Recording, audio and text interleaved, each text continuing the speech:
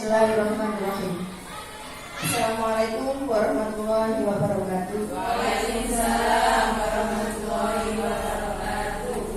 Yang terhormat Ibu Kepala Sekolah Sedaran 1, yang terhormat Ibu-ibu perwakilan Kelas 4 Sedaran 1. Syukur alhamdulillah pada pagi hari ini kita semua pimpinan kami diparingi kesehatan, diparingi kesempatan untuk satu hadir di acara sosialisasi budaya positif di SDN Karangan 1. Tak lupa sholawat salam kami aturakan kagem Nabi Muhammad SAW.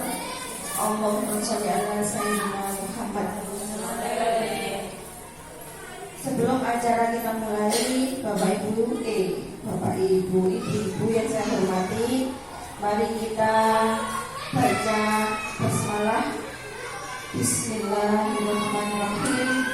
Mungkin acara berjalan dengan lancar. Kemudian acara yang kedua, langsung saja sambutan dari Ibu Kepala Sekolah kepada beliaunya kami. Assalamualaikum warahmatullahi wabarakatuh.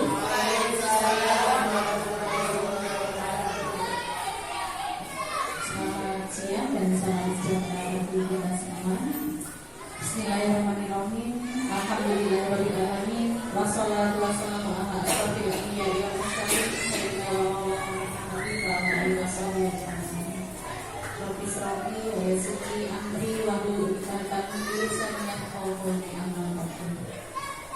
Yang terhormat Dewan Guru SDN Karangan 1, dan yang saya banggakan ibu-ibu paguyuban SDN Karangan 1. Puji syukur kehadirat Allah Subhanahu wa taala karena di pagi siang kali ini kita dapat berkumpul di sini dalam acara menyebarkan pemahaman budaya positif yang ada di SDN Karangan 1. Di sini saya sebagai kepala sekolah ini, Mangke baru sebagai guru penggerak yang mensosialisasikan budaya positif yang ada di sekolah ini. Nah, intinya di sini panjenengan diutus kerjasama nih saling panjenengan untuk memberikan dukungan, memberikan kerjasama yang kami lakukan, program yang kami lakukan sehubungan dengan adanya guru penggerak yang ada di SDN Karangan 1. Karena di sini ada 3 guru penggerak, jadi kami bertiga ini berusaha untuk menerapkan apa ilmu yang kami peroleh selama di pendidikan guru penggerak. Intinya di sini kami tidak bisa sendiri untuk mendidik anak-anak panjenengan. Nah, tentunya kami perlu dukungan dari panjenengan. Meskipun kita sudah full day, sudah melaksanakan full day, tetapi tentunya anak-anak di rumah juga bersama dengan panjenengan, bersama dengan keluarga. Jadi dukungan panjenengan sangat-sangat kami butuhkan. Oke, itu yang bisa saya sampaikan. Terima kasih panjenengan sampai tahu di sini. Dalam acara ini saya mohon maaf bila ada ucapan yang kurang berkenan. Ibunya Siratal Mustaqim. Wassalamualaikum warahmatullahi wabarakatuh.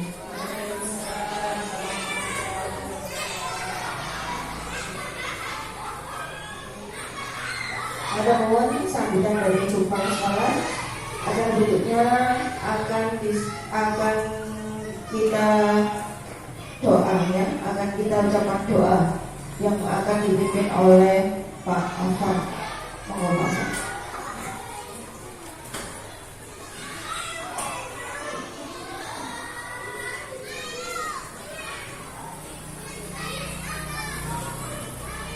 Assalamualaikum warahmatullahi wabarakatuh.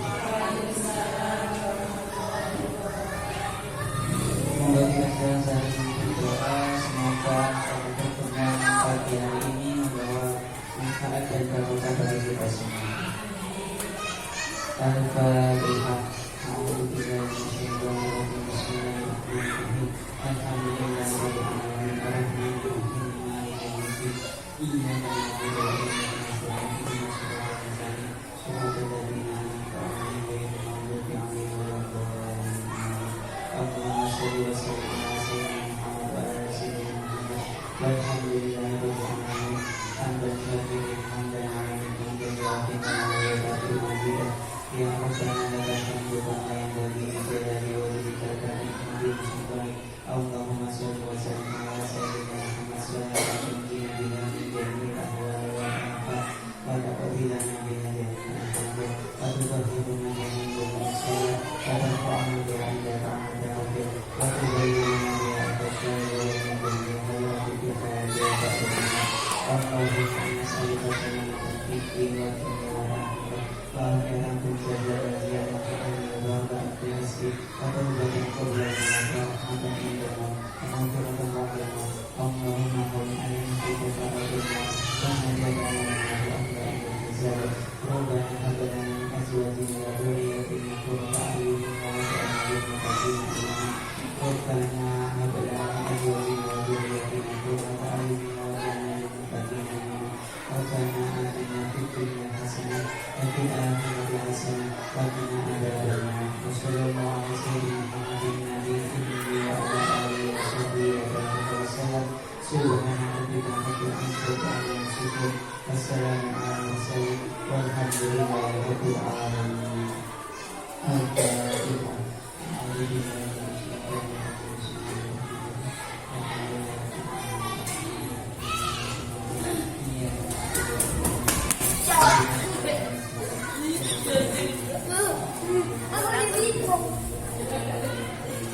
Assalamualaikum warahmatullahi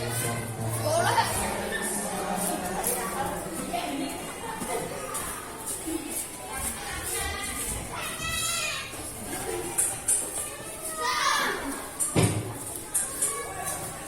Acara yang terakhir adalah penutup.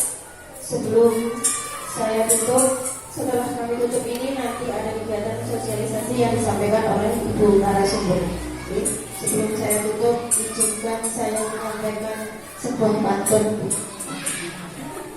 Burung dara, burung cendrawasih, cari dulu di Papua. Cukup sekian, terima kasih. Semoga bermanfaat untuk kita semua.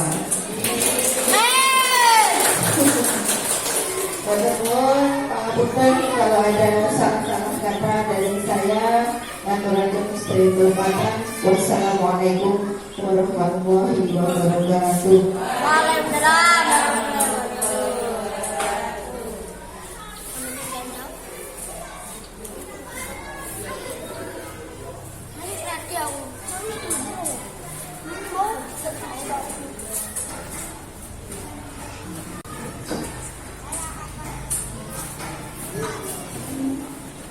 Assalamualaikum warahmatullahi wabarakatuh. Waalaikumsalam warahmatullahi wabarakatuh. Bagi masa disampaikan dari ngajeng ya, ibu-ibu yang saya hormati, di sini bukan saya yang paling pintar, tidak. Di sini saya hanya memberikan yang dapat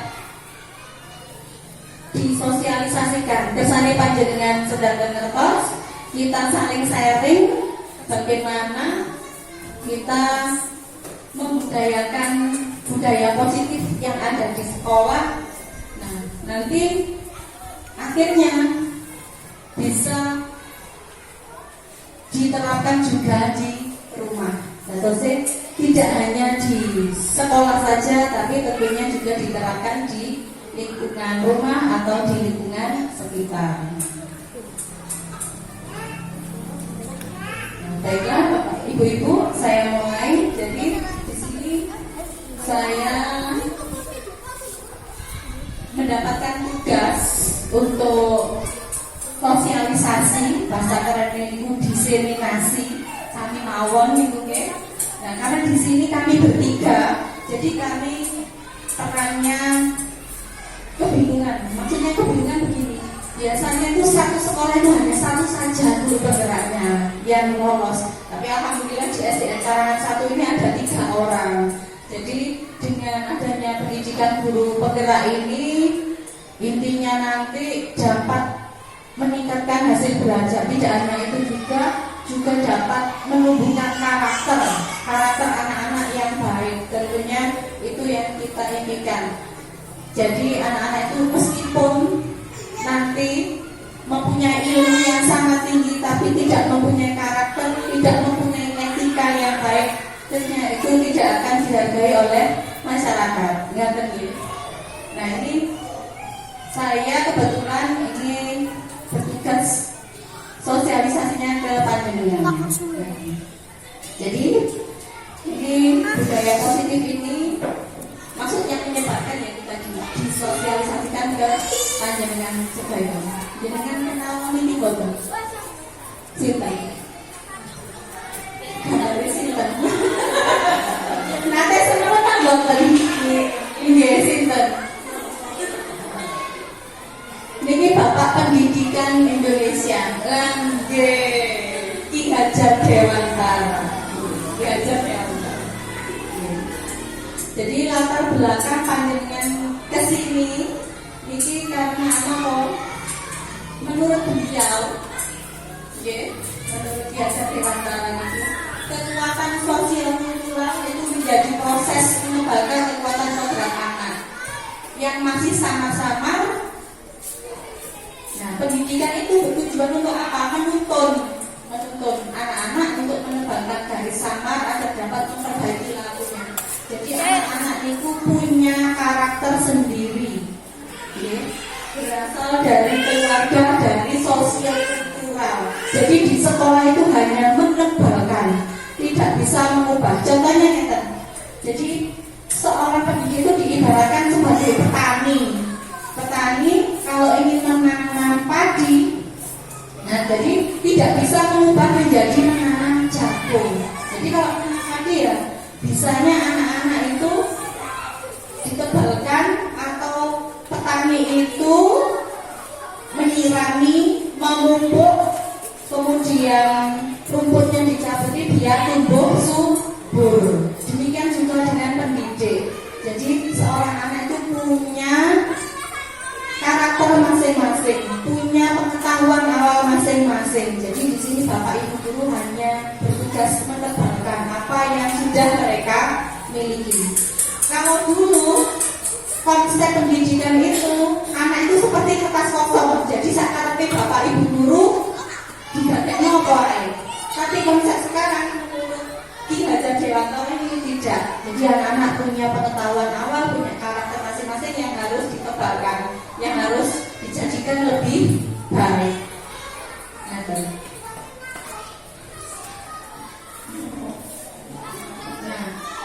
kenapa panjenengan diundang ke sini? Karena keluarga itu menjadi tempat utama yang paling baik untuk melatih pendidikan sosial dan karakter baik bagi seorang anak.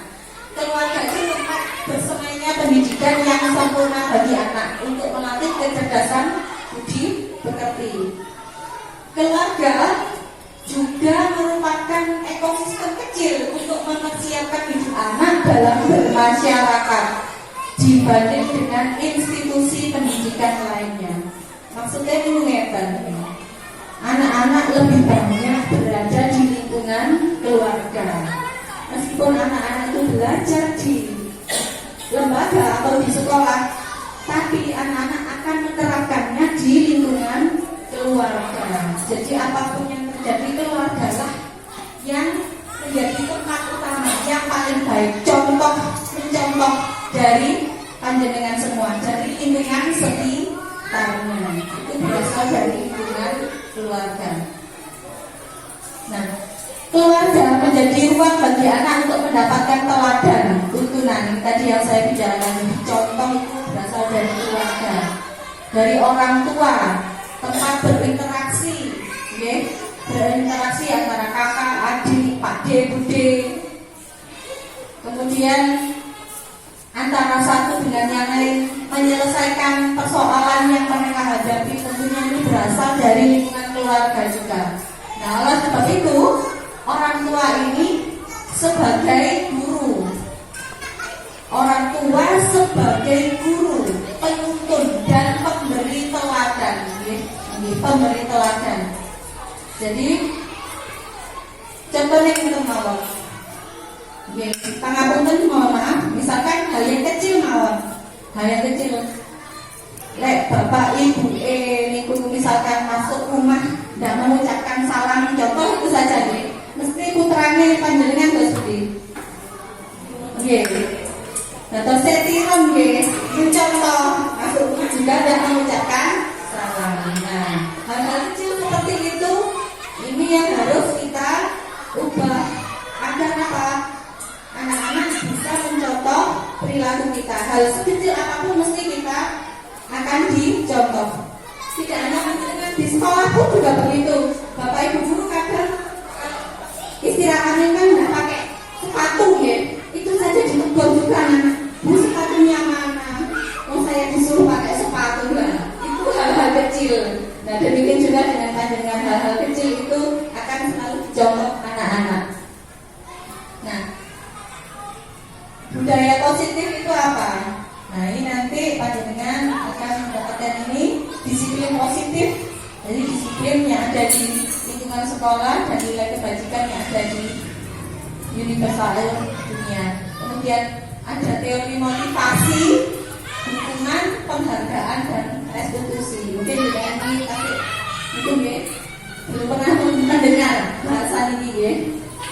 Kemudian keyakinan kelas, kebutuhan dasar manusia dan dunia berkualitas, restitusi lima porsi kontrol dan restitusi signifikan. Nah, kita sekarang bermain sebentar nih, Ibu. Ini kegiatan kepalan tangan.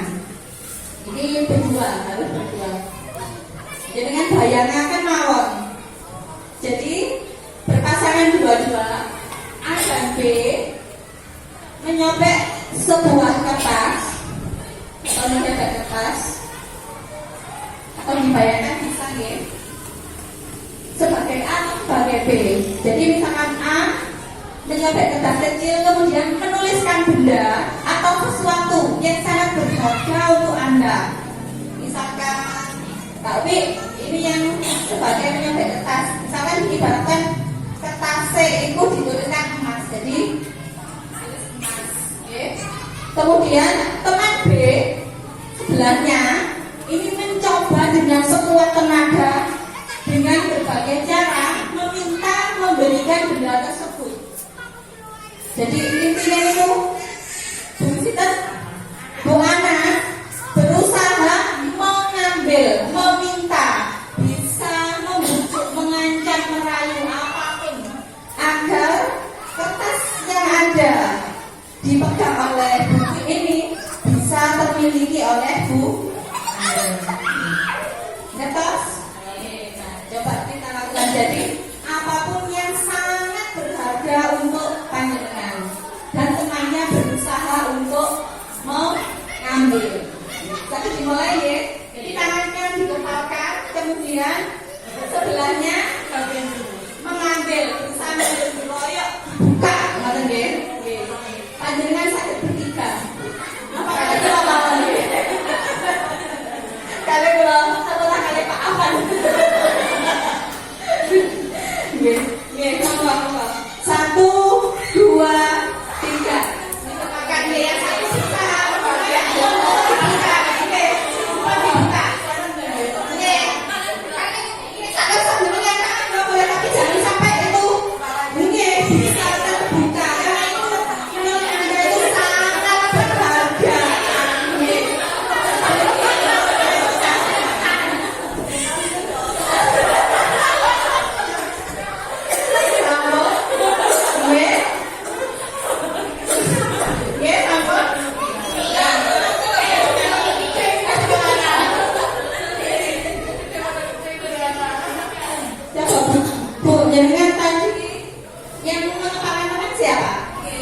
nggih. Nah, dengan mengepalkan tangan tadi bisa dibuka apa mboten? Kenapa kok tidak sampai terbuka?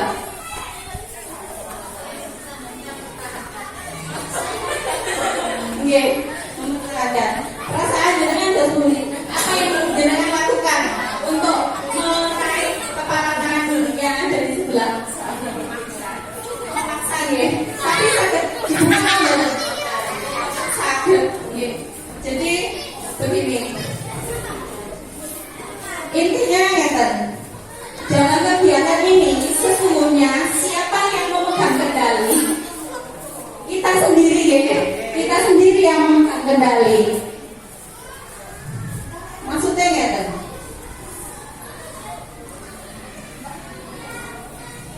Pertanyaan pertama dan kedua bervariasi, bisa membuka atau menutup. Jika bisa membuka berarti ada alasan tertentu yang ingin kita berikan kepada pihak B tadi. Ada yang memberikan tadi? Oh, bukan. Pak Evin memberikan ke temannya, tapi sebagian besar di sini tidak memberikan ya. Intinya begitu. Yang memegang kontrol adalah diri kita sendiri. Maksudnya gini. Jadi di budaya positif Bapak Ibu guru di sini, anak-anak itu mempunyai kontrol masing-masing. Bapak Ibu guru tidak bisa mengontrol anak-anak, itu tidak bisa. Kecuali jika mereka sendiri yang ingin membuka hati mereka, membuka diri mereka. Jadi kami menerapkan disiplin budaya positif ini adalah jika anak-anak punya kesadaran diri mereka, ini maka Bapak Ibu guru bisa mengontrol, bisa menumbuhkan, bisa menebalkan karakter yang mereka miliki. Tapi jika anak-anak itu tidak mau dikontrol, jadi tidak bisa, Bapak Ibu guru tidak bisa memberikan arahan seperti panjangan tadi. Kalau saya tidak mau, ya tidak mau. Seperti panjangan tadi punya barang yang sangat berharga, tidak bisa orang lain mengambilnya, kecuali kalau kita sendiri memberikannya. Intinya seperti itu. Jadi maksudnya kita belajar seperti ini, itu tadi, jadi kontrol masing-masing. Nah, di sini ada teori kontrol. Jadi ilusi itu apa nggih? Tidak sebenarnya guru mengontrol murid, sebenarnya tidak ada. Guru mengontrol murid itu tidak ada seperti tadi. Kemudian bahwa kritik dan membuat orang merasa bersalah dapat menguatkan karakter. Jadi jika kita diberikan saran atau kritikan, itu kalau tidak dari kita sendiri dikritik kemudian kita mau merubah, kita tidak akan mengubah atas dasar kritik tersebut. Misalkan gini, ada beberapa guru misalkan ya, Pangapunten, meskipun ada aturan kalau masuk jam 7, tapi mesti ada saja yang terlambat sekolah, Bapak Ibu guru maupun anak-anak. Nah, meskipun sudah dikritik, sudah diberitahu ada aturan, tetap mereka berangkatnya terlambat. Itu dari diri mereka sendiri-sendiri bisa mengatur waktu apa tidak. Jadi dari diri masing-masing. Kemudian ilusi bahwa kekuatan positif, efektif dan bermanfaat ini juga tidak ada sebenarnya. Kemudian ilusi bahwa orang dewasa memiliki hak untuk memaksa seperti tadi. Jadi Bapak Ibu guru khususnya tidak bisa mengontrol, tidak bisa memaksa anak-anak kecuali dari faktor internal anak sendiri, tidak bisa membuka hati sendiri. Nah, dalam budaya kita, disiplin itu melakukan suatu mendapatkan kepatuhan. Jadi disiplin itu patuh, cenderung menghubungkan disiplin dengan ketidaknyamanan. Ya, betul. Disiplin itu tidak nyaman, disiplin itu harus patuh. Nah, padahal kita menginginkan disiplin budaya positif, disiplin itu dari dirinya masing-masing, bukan karena keterpaksaan. Nah, tujuan pendidik kita apa? Menciptakan anak-anak memiliki ini tadi, motivasi intrinsik. Jadi dari dalam diri mereka sendiri dulu, bukan dari faktor luar, bukan dari aturan. Nah, disiplin positif ini salah satu cara penerapan disiplin yang tujuannya menumbuhkan kesadaran. Jadi intinya Bapak Ibu guru di sini menerapkan disiplin positif, tapi tidak serta-merta 1 minggu 2 minggu, tapi bisa 1 tahun 2 tahun. Karena ini merupakan sebuah pembiasaan. Tidak bisa sekarang diomongi terus meneh arek-arek sadar boten saged. Nah, nilai kebajikan ini hubungannya dengan disiplin positif tadi merupakan tujuan yang mulia yang ingin dicapai setiap individu, khususnya di sekolah, karena nilai kebajikan khususnya yang ada di sekolah kita yakni mewujudkan profil pelajar Pancasila. Profil pelajar Pancasila yang digerakkan di kurikulum Merdeka ini yang pertama itu tentu saja beriman dan bertakwa kepada Tuhan Yang Maha Esa dan berakhlak mulia. Di sini sudah jelas ya.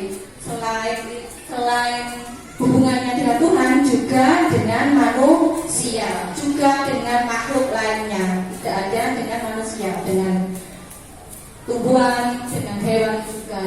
Kemudian berkebinekaan global, bukan hanya berkebinekaan daerah, tapi global, berarti dunia. Harus menghargai setiap perbedaan yang ada. Apalagi sekarang media sosial sangat canggih, jadi anak-anak mengakses dari dunia manapun itu sudah bisa. Nah, ini yang harus kita saling. Jadi anak-anak jika bermedia sosial tolong diawasi. Kemudian bernalar kritis, mandiri, gotong royong, dan kreatif. Ini adalah yang kita terapkan di kurikulum Merdeka.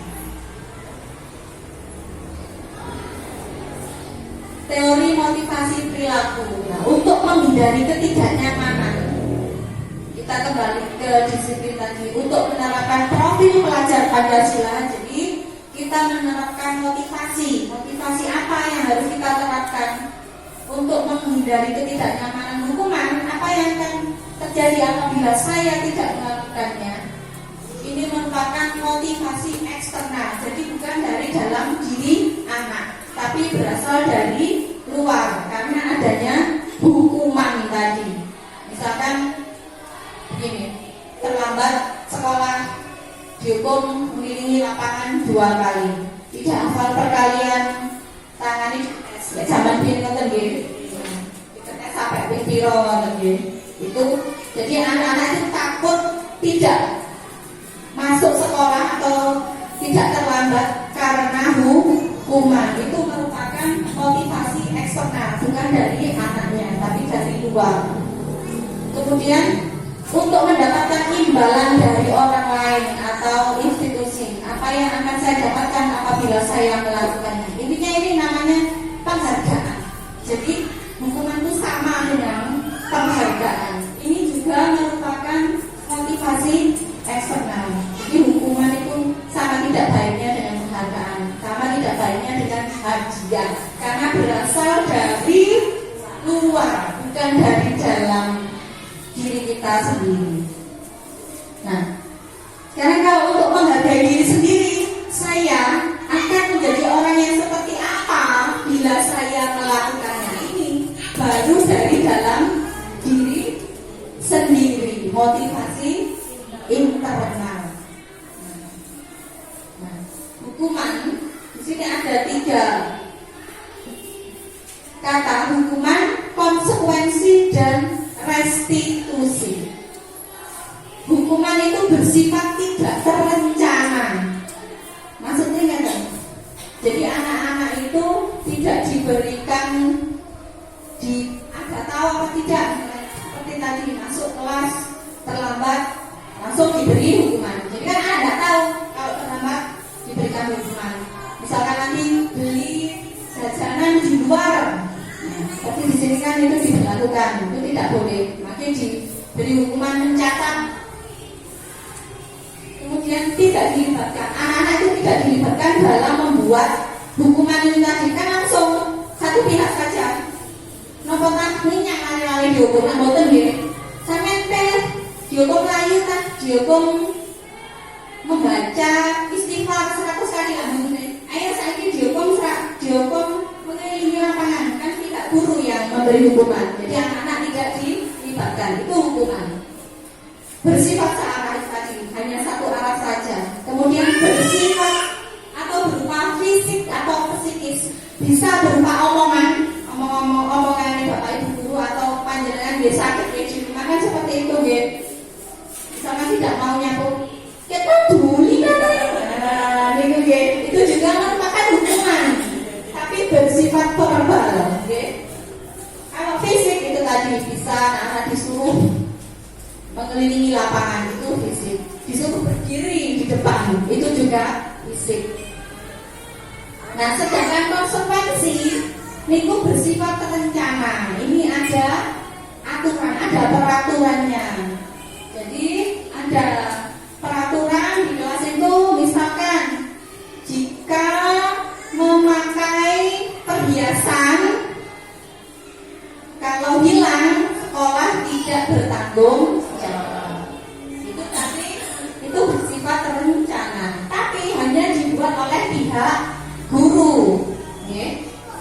Kemudian diberikan berdasarkan data yang dapat diukur, seperti tadi anak yang terlambat, kemudian anak yang tidak memakai seragam lengkap, biasanya disuruh menyanyikan lagu wajib.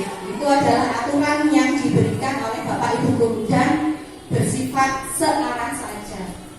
Nah, sedangkan restitusi itu apa?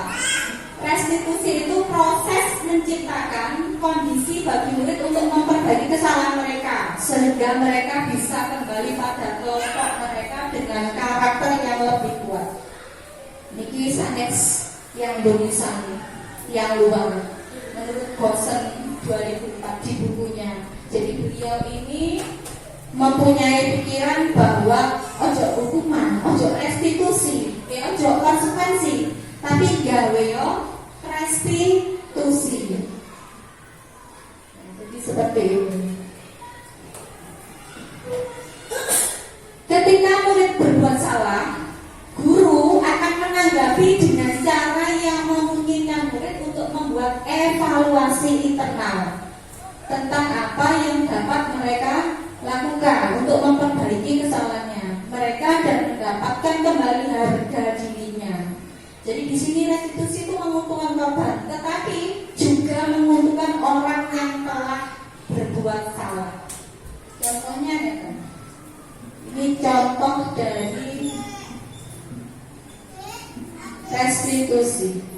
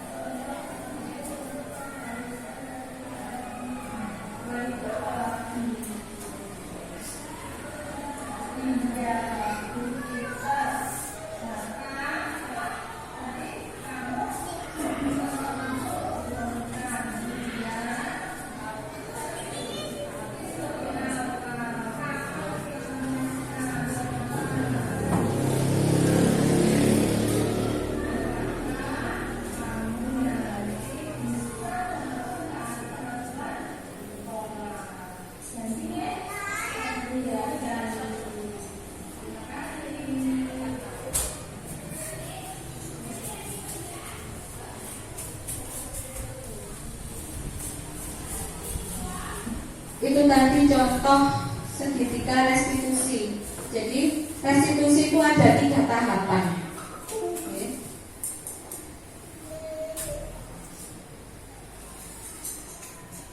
Jadi jenengan bisa menerapkan restitusi di anak-anak. Betul.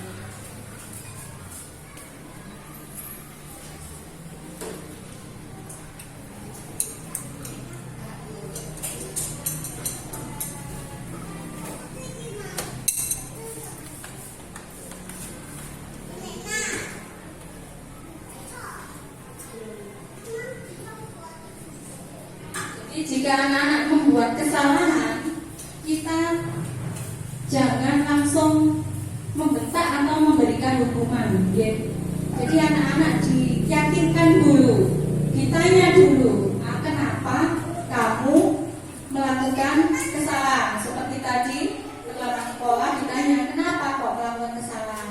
Terus kita ibaratkan dengan kita sendiri. Seperti tadi, ibu juga pernah terlambat. Tidak mungkin manusia itu sempurna. Jadi saya juga pernah terlambat masuk sekolah. Nah, kira-kira kalau terlambat, apa yang harus kita lakukan? Apa yang harus kamu lakukan agar tidak terjadi lagi?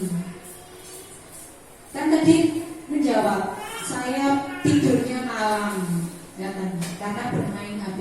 Nah, itu berarti penyebabnya tidak datang terlambat. Jadi bangunnya kesiangan. Kemudian setelah itu kira-kira yang dilakukan apa? Berarti tidak tidur malam lagi.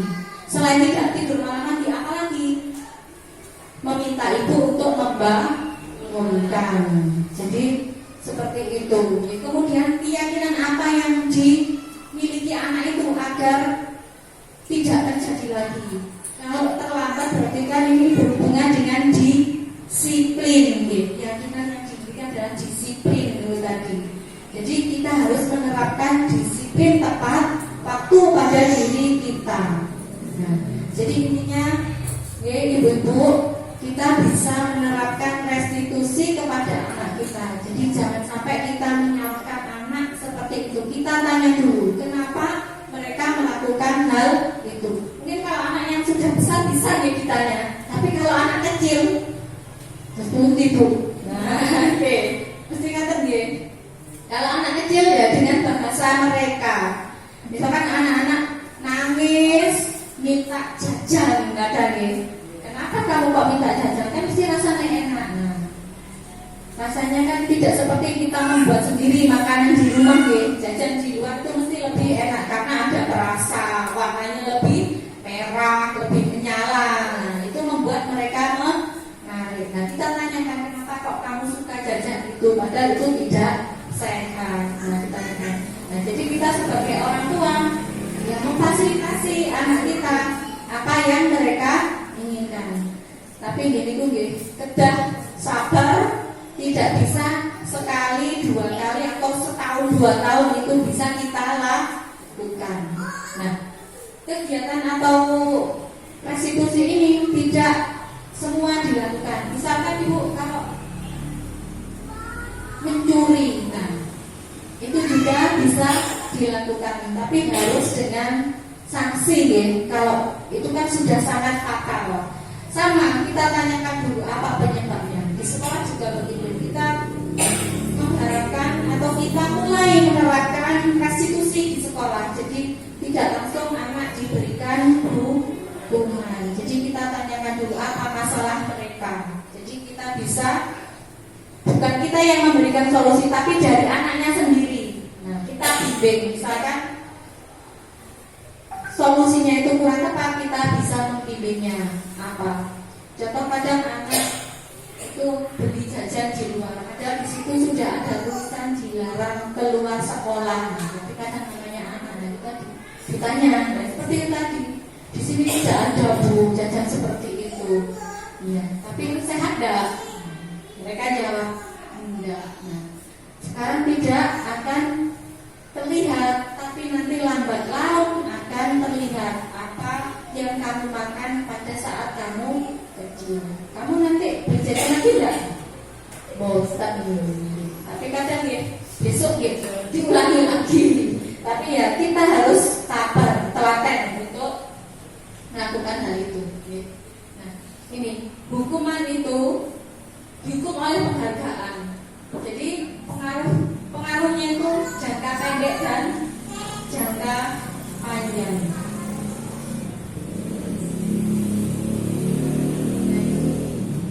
Maksudnya jangka pendek dan jangka panjang itu apa? Penghargaan itu efektif jika kita menginginkan seseorang melakukan sesuatu yang kita inginkan dalam jangka waktu pendek. 1 hari, 2 hari bisa dilakukan hukuman atau penghargaan. Tapi dalam waktu jangka panjang itu sangat sulit.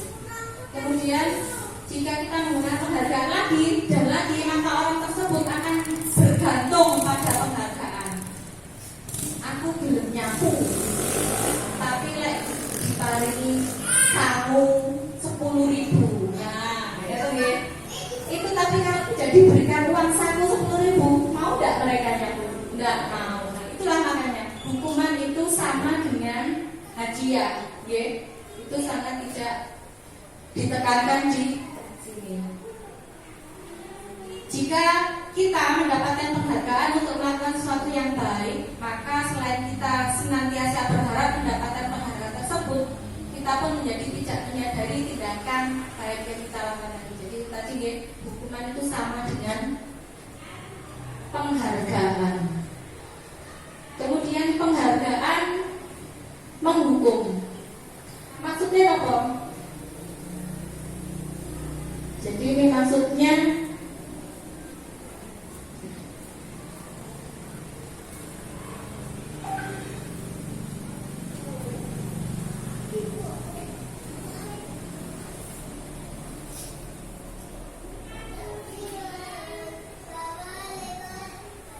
penghargaan menghukum mereka yang tidak mendapatkan penghargaan, misalnya dalam sistem ranking. Dulu kan ada di sekolah kita sistem ranking 1 sampai 3. Itu mereka yang mendapatkan ranking maka akan merasa kagum, merasa bangga. Nah, untuk anak-anak yang tidak mendapatkan, mereka akan apa? Minder.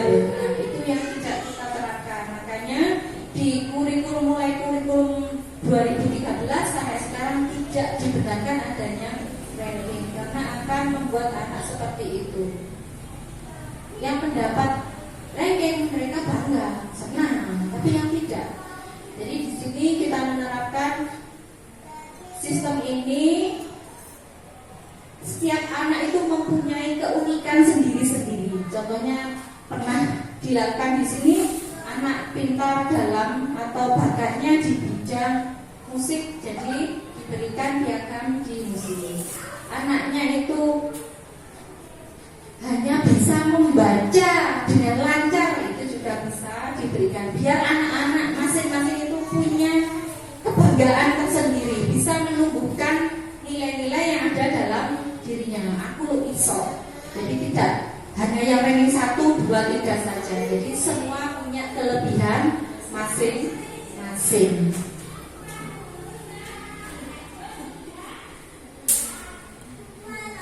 Penghargaan mengurangi ketepatan.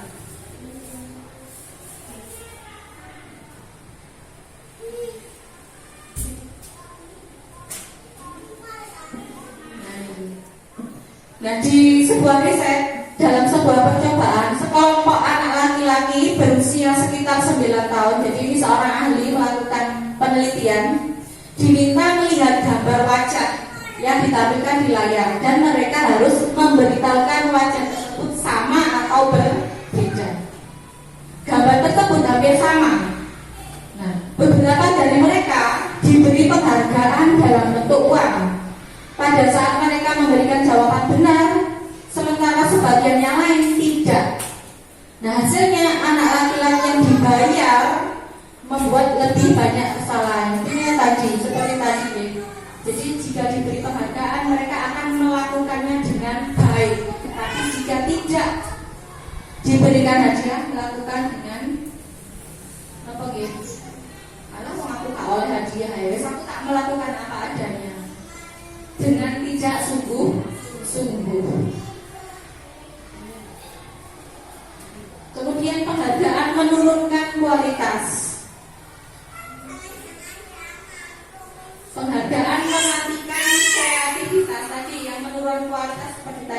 sami mawon. Kalau mematikan kreativitas ini seperti ini.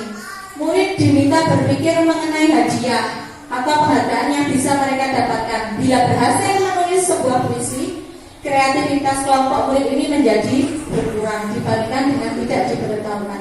Intinya, ini tadi ya, diberikan penghargaan mereka akan bersungguh-sungguh. Jika tidak, maka tidak melaksanakan dengan baik dan dengan tidak setulus hati. Intinya seperti itu.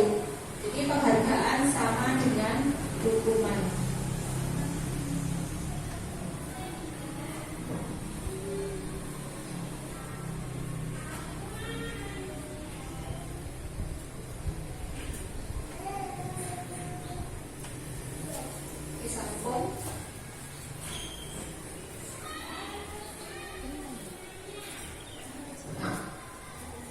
Sekarang wonten pertanyaan ngeten.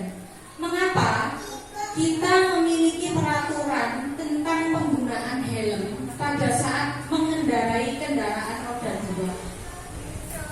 Ini kan jawabannya. Kenapa kok ada aturan seperti itu? Apa? Keselamatan, ya. Kemudian mengapa kita memiliki peraturan tentang penggunaan masker dan mencuci tangan setiap saat ini pada waktu marak-maraknya COVID? Kira-kira kenapa kok kita harus menggunakan masker?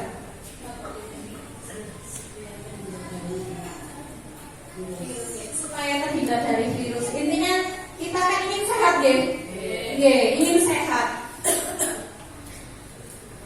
Jadi peraturan itu misalkan tidak ada peraturan, Dosudi tidak dipakai.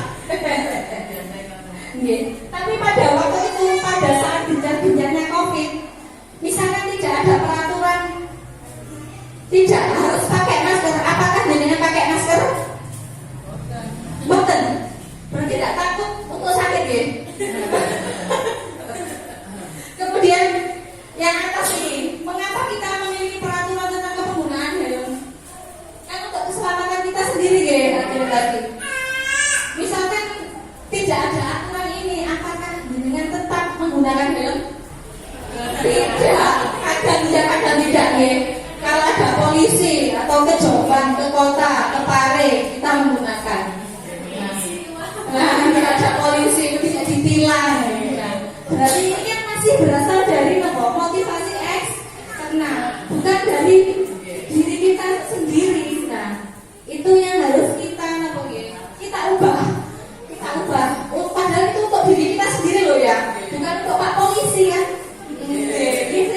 Kemudian sehat tadi, memakai masker tadi, kan bukan untuk peraturan, tapi agar kita kita terhindar dari virus COVID-19. Sangat tinggi. Nah, itu tadi salah satu dari keyakinan kelas yang diterapkan di sekolah. Suatu keyakinan akan lebih memotivasi seseorang dari dalam atau memotivasi secara intrinsik. Seseorang akan lebih tergerak dan bersemangat untuk menjalankan keyakinannya daripada hanya sekedar mengikuti serangkaian peraturan seperti tadi yang dengan diberikan pertanyaan tadi. Nah, tujuannya apa? Menciptakan pembelajaran ini untuk anak-anak, agar anak-anak itu yakin di bawah keyakinan kelas tadi. Jadi anak-anak biar lebih semangat dalam belajar. Kemudian memunculkan keterlibatan murid dalam kelas dan mempunyai tanggung jawab, karena mereka membuat keyakinan kelas, membuat kesepakatan kelas sendiri. Wong iki lho aku sing gawe aturan, jadi aku yang butuh melok melaksanakan. Kemudian menumbuhkan komunikasi efektif antara murid dan guru. Nah, ini Bapak Ibu, Ibu-ibu, ya. Ini ada sebuah kuesioner hubungannya dengan budaya positif. Jadi seseorang nanti panjenengan tahu sendiri.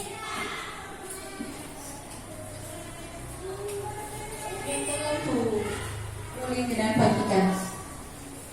Jadi ini nanti jenengan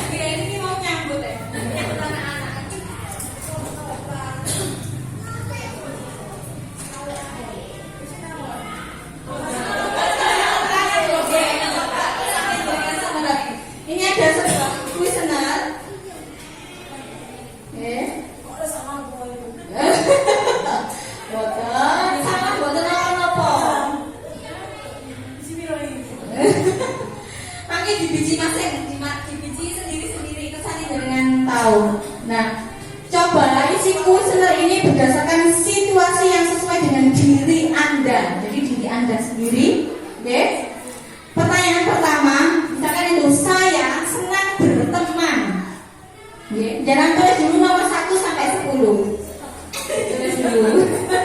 Oke. Nomor 1 sampai 10. Sampun, bukan usah ditulis 1, 2, 3, 4, 5 sampai 10. Oke, sampun. Bukan usah ditulis ini yang saya senang berteman. Nah, menurut jenengan itu benar. Kalau benar ditulis 1. Kalau kadang diberi poin 3. Kemudian kalau sangat benar diberi 5. Jadi nomor 1 jenengan beri angka 1 kalau menurut jenengan tidak benar. Saya senang berteman. Kira aku senang gak berteman? Oke, kalau sangat benar berarti diisi 5. Jadi poin 1 5. Kemudian nomor 2, mudah bagi saya berbicara dengan siapapun. Menurut hati nurani jenengan. Poin 1, poin 3 atau poin 5. Kemudian nomor 3, saya suka mengobrol lewat telepon. Ini benar, kadang-kadang atau sangat benar. Nomor 4, saya suka bekerja dengan orang lain. Oh ini sih putih, jangan pilih 1, 3 atau 5. Kemudian nomor 5, saya menghabiskan banyak waktu dengan orang lain. Itu 1, 3 atau 5. Kemudian nomor 6, saya ingin orang-orang menyukai saya. Poinnya 1, 3 atau 5. Nomor 8, 7, saya ingin membuat orang-orang bangga dengan saya. Poinnya berapa? Ditulis. Kemudian 8, saya apa yang teman-teman saya pikir tentang saya itu penting. Selanjutnya 9, saya lebih suka bekerja sama daripada bekerja sendiri. Terakhir 10, saya senang bertemu orang-orang baru. Oh ini bisa 1, bisa 3, bisa 2. Sekarang jangan tulis 11 sampai 20. Oke, 11 sampai 20. Oke, sampingnya sakit. Oh,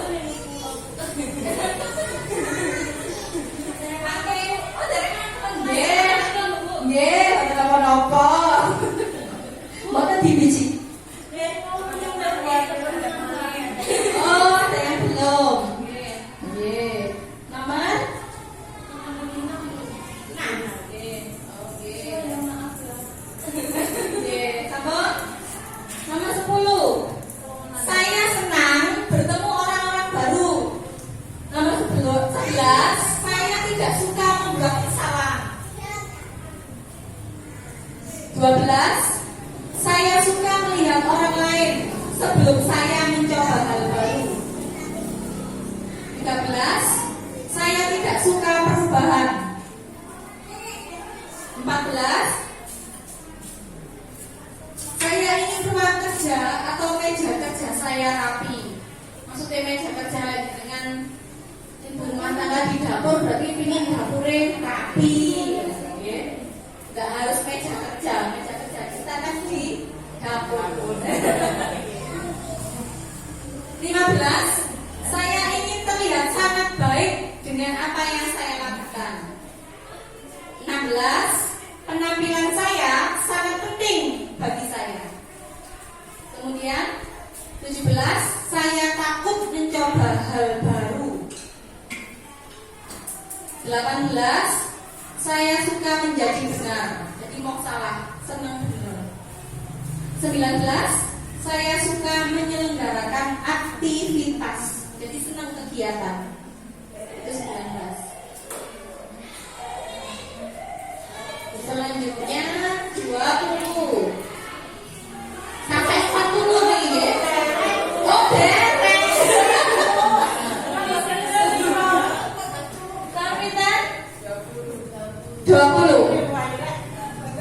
Pohon pemitan. Oh 17. Oh iya. Foto tuh tadi banyak. Foto di biji. Untuk jenengan sendiri mas. Jatuh saya jenengan lagi tahu siapa sebenarnya jenengan. 14. Saya ingin ruang kerja atau meja kerja saya rapi. Oke, di dapur jenengan ingin rapi. Tah amburadul. Sampun nomor pinten? Boten tinggal ta?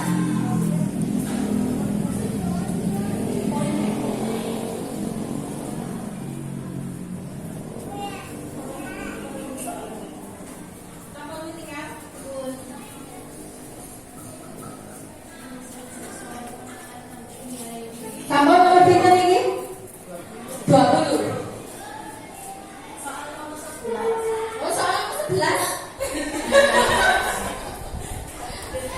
Nah, ini orang saya tidak suka membuat kesalahan.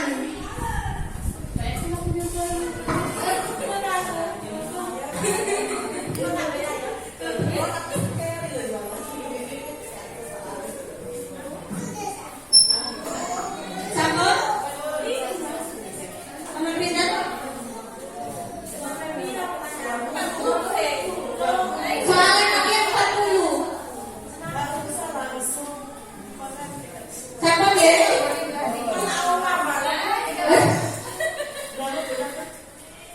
Nomor 20. Jika tidak suka sesuatu berjalan tidak sesuai keinginan saya. 21. Saya suka memiliki pilihan. 22. Saya adalah orang yang aktif. 23. Duduk di sekolah adalah hal yang sulit untuk saya. 24. Saya tidak suka membaca dalam jangka waktu lama. 25. Saya senang mencoba hal baru. 26. Saya akan bermain sendiri jika saya mau. Kata saya berikan dewe ini, gak seneng koncoan. 26. 27. Apa yang saya pakai tidak berpengaruh bagi saya. Misalkan pakaian saya bagus ataupun jelek, gak kurus. Ini 26. 27. Apa yang saya pakai, apa ya? 28. Saya tetap akan melakukan suatu hal walau teman-teman saya tidak suka. Kang reken, kang ngurus. Si penting nggih dureken nggih cuek. Itu 28. Itu dengan 29. Saya tidak suka disuruh. 30. Kerapian tidak berpengaruh bagi saya. 31. Saya sering tertawa. Bukan tertawa sendiri loh ini. Kemudian 32. Saya memiliki koleksi. 33. Saya senang memberitahu lelucon. 34. Saya senang membuat orang lain tertawa. 35. Orang berpikir saya bodoh. Orang pikir orang-orang itu dipikirnya saya bodoh, tapi padahal pintar. Terus dengan nilainya berapa? 36.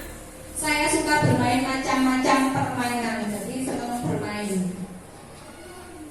Tidak monoton permainan itu saja. 37. Menurut saya ada banyak hal yang lucu. Meskipun setiap orang, menurut orang itu tidak lucu, tapi menurut jenengan itu lucu. 38. Menurut saya sekolah menyenangkan.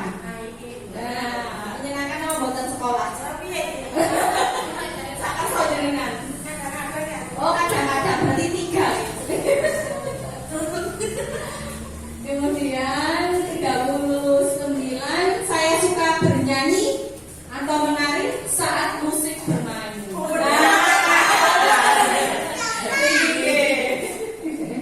Hiburan refreshing ya. 40. Orang pikir saya lucu.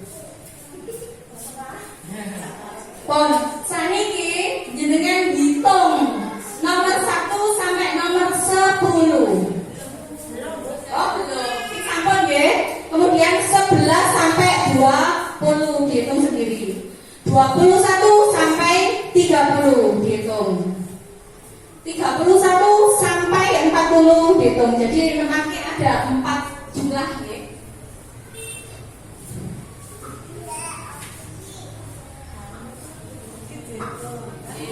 Hitung nomor 1, angka 1 sampai 10 kan ada nilai 1, 3, 5 itu sampai 10 tadi hitung. Jumlahnya pinter.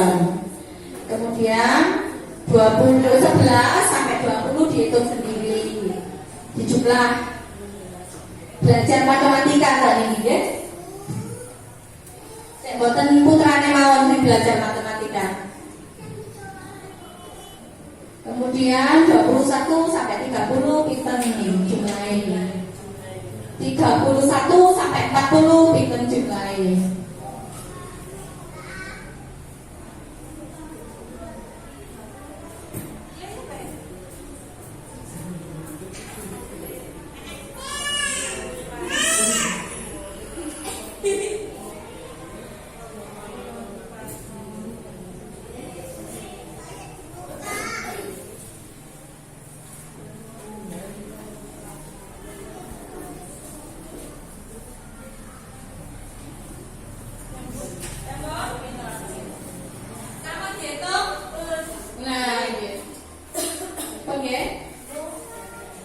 Kira-kira nilai yang paling banyak di poin putih 1 sampai 10, 11 sampai 20, 1 sampai 30, 31 sampai 40. Jadi poin 1 sampai 10 itu mencerminkan kasih sayang. 11 sampai 20 itu kekuasaan. 21 sampai 30 kebebasan. 31 sampai 40 itu kesenangan. Poin yang terbanyak ini yang putih. Jenengan geraya ini yang bagian. Ya. Jadi setiap orang, setiap manusia, ya, manusia itu punya kebutuhan dasar. Jadi punya 5 kebutuhan dasar. Yang pertama tadi cinta. Yang pertama ini adalah sanes ini ya. Yang pertama adalah bertahan hidup. Si tengah putih ini bertahan hidup. Bertahan hidup itu pakaian, makanan, itu jelas. Nah, yang 4 tadi yang dengan isi tadi dengan gerai piambak-piambak introspeksi sendiri ya. Nilai yang paling banyak itu berarti jenengan yang kurang. Jadi jenengan itu misalkan di poin kesenangan, misalkan poinnya sampai 40 yang tertinggi kesenangan, berarti jenengan kurang senang. Ya makanya introspeksi sendiri. Misalkan poin yang paling banyak dicinta dan kasih sayang sampai paling banyak sendiri, berarti kurang kasih sayang suami.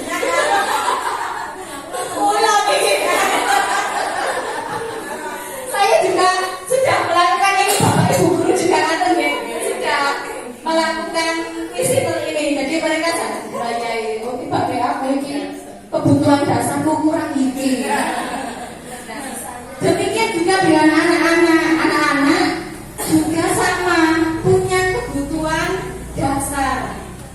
Makanya pada jenengan apa sih? Introspeksi sendiri ya. Yang paling banyak kira-kira mana? Di kesannya sebenarnya jadi 1 sampai 10 tadi poin kasih sayang, 11 sampai 20 itu kekuasaan, 21 sampai 30 kebebasan, 31 sampai 40 itu kesenangan. Oh, yang paling banyak kekuasaan dari kurang berkuasa dengan Bapak. Jadi jika 5 kebutuhan dasar ini tidak terpenuhi, maka tidak seimbang, maka akan menjadikan suatu permasalahan. Jadi harus menyeimbangkan. Demikian juga dengan anak-anak. Kadang anak-anak derek sarapan ngantuk. Kebutuhan dasarnya apa? Nah, itu tadi belum sarapan, ngantuk tadi. Jadi harus solusinya ya diberi makanan. Kesannya anak-anak bisa belajar dengan maksimal. Jadi dari kesemua ini tadi materi yang saya berikan, kita saling sharing ini wow ya. Intinya setiap manusia itu punya kepribadian masing-masing, punya karakter masing-masing. Pihak sekolah atau pendidik ingin bekerja sama, mengharapkan panjenengan kerjasamanya, kolaborasinya dengan panjenengan. Jadi pihak sekolah tidak bisa berdiri sendiri. Nah, jika anak-anak mempunyai kesalahan atau melakukan pelanggaran, jangan langsung disalahkan karena mereka punya kebutuhan tadi. Ini menurut William Glasser, menurut William Glasser. Jadi banyak beberapa ahli punya penelitian masing-masing ini hanya menurut William Glasser. Nanti misalkan dengan browsing ada kebutuhan dasar, kok tidak sama yang disampaikan di sekolah tadi yang saya sampaikan. Ini beda peneliti, ini yang disampaikan oleh beliau. Nah, mungkin itu yang bisa saya sampaikan. Mungkin ada pertanyaan atau pendapat atau saran tentang budaya positif yang ada di sekolah kita ini, monggo. Misalnya budaya positif yang ada di SDN Karangan 1 ini dimulai dari tadi disiplin waktu, kemudian pembiasaan yang sudah anak-anak lakukan yang namanya mentari pagi. Monggo, Mbak Menawi, ada masukan atau usulan atau saran?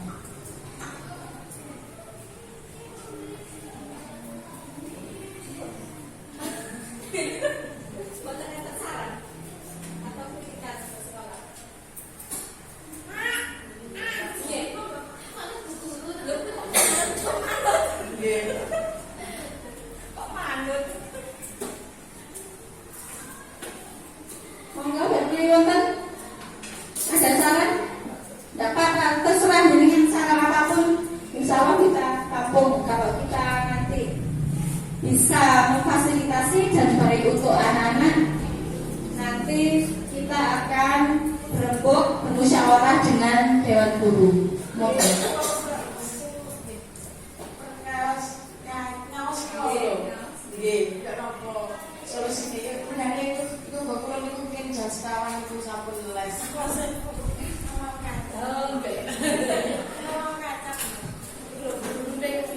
Oke, ini ada usulan tentang budaya positif yang ada di sekolah tentang mengaji, karena di sekolah kita sudah bude. Ini juga merupakan budaya positif. Nah, nanti insya Allah nanti kita bergabung dengan Dewan Guru. Intinya sekolah sebenarnya ingin memfasilitasi anak-anak untuk kegiatan baca tulis Quran. Nah, tapi kita harus mendatangkan narasumbernya, ya. Nah, nanti narasumbernya, jadi kita kerjasamanya dengan TPQ yang berada di sekitar desa Karangan. Nah, untuk bekerja sama itu dan untuk melakukan kegiatan itu tentunya Jerbasuki Mawa Beo. Pihak sekolah ingin seperti itu, tapi nanti monggo panjenengan selaku paguyuban di SDN Karangan 1, misalkan syariah atau infak, pihak sekolah untuk wonten nggih pangapunten, karena itu merupakan bentuk dari pungli. Jadi kita tidak berani, dan kebetulan untuk rencana anggaran sekolah kan biasanya ini di awal tahun, jadi sudah dianggarkan. Misalkan nanti di tahun depan belum tahu ya, tapi untuk tahun ini kita mengharapkan dari kerjasama wali murid dan dikelola sendiri dihadiri oleh wali murid atau Pak Yuta.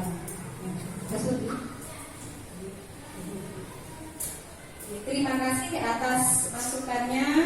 Semoga kegiatan sosialisasi ini membawa manfaat, berkah, dan menjadikan anak-anak lebih baik lagi. Intinya budaya positif di SDN Karangan 1 ini tidak serta-merta terjadi, tidak serta-merta terwujud jika tidak ada dukungan dari panjenengan semua. Matur nuwun sanget, mohon maaf jika ada salah kata yang saya sengaja ataupun tidak saya sengaja. Intinya sholatul mustaqim. Wassalamualaikum warahmatullahi wabarakatuh.